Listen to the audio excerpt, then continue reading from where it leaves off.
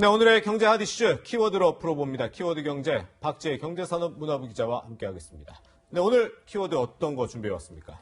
네, 오늘의 키워드 바로 이겁니다.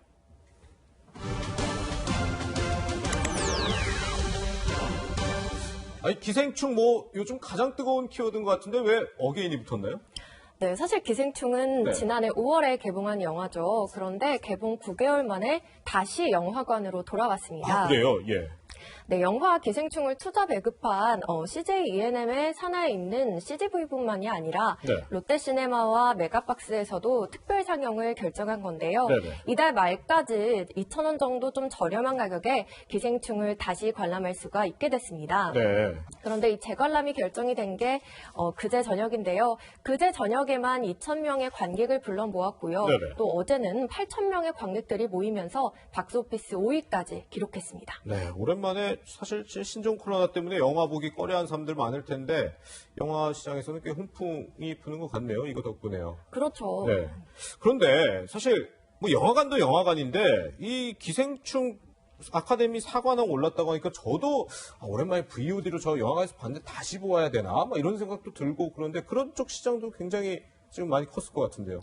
그렇습니다. VOD만 해도요. 예. 이 기생충을 좀 저렴하게 이벤트로 해서 기획으로 하거나 네네. 봉준호 감독의 작품 전체를 기획전으로 해서 조금 저렴하게 판매하는 경우가 늘고 있는데요. 네네. 기생충뿐만 아니라 괴물이나 살인의 추억이나 전작들도 모두 인기가 함께 상승하는 분위기입니다.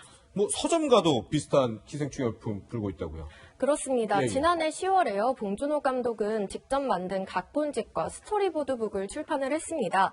오스카상 수상 소식이 전해지면서요. 1,100부가 팔려 나갔는데요. 골든글로브상 수상 때는 16부가 팔려 나갔어요. 그러니까 이번 판매 부수로는 거의 69배가 증가한 셈입니다. 네. 저도 역시나 책을 좀 구입하고 싶어서 언제쯤 구입할 수 있는지를 문의를 해봤는데요. 네네. 24일 이후에나 좀 구입이 가능할 것 같다라는 그래요? 답변을 들었을 정도입니다. 네, 엄청 인기가 많군요. 근데 어쨌든 지금 작품상 기생충이 받았는데 여러 후보들이 있었잖아요. 헐리우드 영화하면 제작비 어마어마한데 기생충 이 제작비 순위로 하면 오히려 꼴찌였다고요. 네, 그렇습니다. 이번에 기생충의 순 제작비는요, 네. 135억입니다.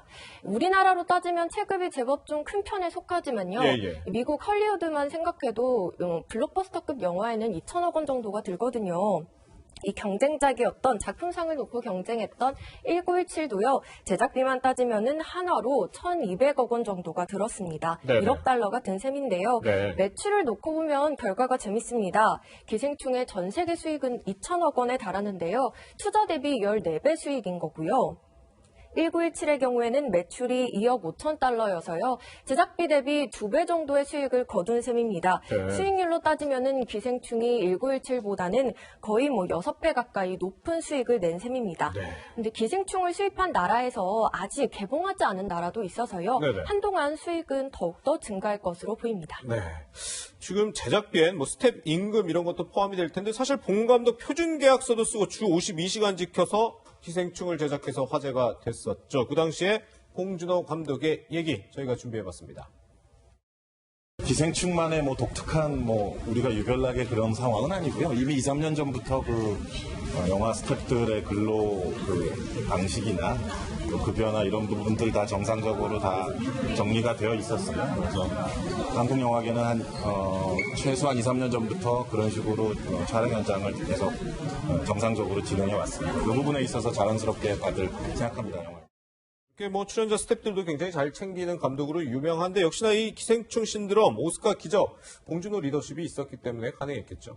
그렇습니다. 사실 영화계에서는요, 표준 근로 계약서 없이 좀 근무자들에게 장시간의 노동을 시키는 것이 거의 관행처럼 여겨져 왔습니다. 이 근로기준법에 따르면 영화 스태프는 노동자로 인정받지 못했기 때문인데요.